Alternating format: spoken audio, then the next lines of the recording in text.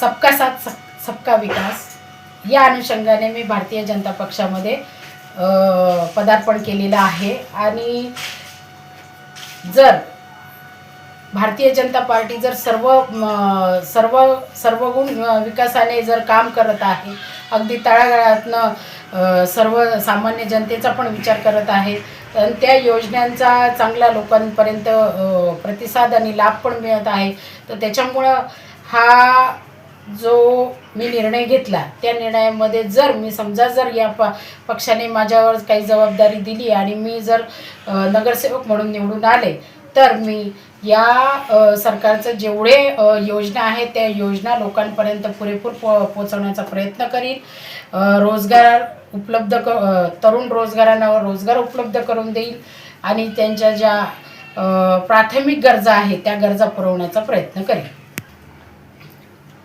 इथे MIDCमध्ये नोकऱ्या किंवा त्याचा काही लाभ मिळत नाही। एक तर सामान्य नागरिक हा पाठपुराव्याला कमी पडत आहे, आणि दुसरी गोष्ट अशी जे भूमिपुत्र आहेत त्या भूमिपुत्रांना तिथपर्यंतची माहिती मिळत नाही। मी आवर्जून या कामाचा आढावा सर्वात प्रथम घेईल की जेणेकरून सामान्य जनता, जे शेतकरी ज्यांच्या जे भूमिपुत्र आहे त्यांना स्थानिक लेवलला जे MIDCमधनं ज्या कंपन्या आहेत किंवा भूखंड आहेत ते मिळवून देण्याचा प्रयत्न करेन। ही खूप मोठी खंत आहे। गेले बरेच वर्ष झाले की स्थानिक स्वराज्य संस्थांमध्ये जे पण रोजगार आहेत, जे पण कामगार आहेत त्यांची भरती झालेली नाही आहे। आणि निश्चितच आत्ता ज्या स्थानिक स्वराज्य संस्थांच्या ज्या निवडणुका लागतील त्यामध्ये खूप मोठी भरती होण्याचं, कामगार भरती होण्याचं काम होईल।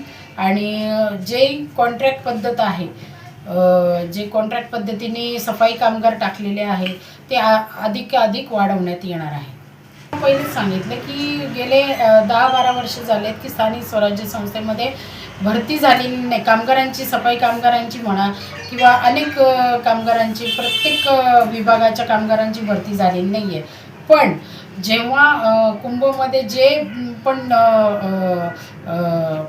महाकुंभ जो होणार आहे तिथे जे कामगार वर्ग लागणार आहे, अशा काही स्थानिक प्रायव्हेट कंपन्या आहे की त्या स्वतःहून पुढाकार घेऊन आपल्या संस्थेमार्फत किंवा आपल्या कंपनीमार्फत लोकांना रोजगार उपलब्ध करून देणार आहे, आणि ते मोठ्या प्रमाणात होणार आहे।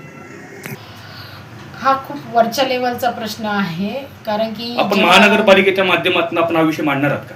हो, स्थानिक स्वराज्य संस्थेतले जे पण प्रश्न असतील रोजगाराचे ते मी निश्चित मांडणार आहे।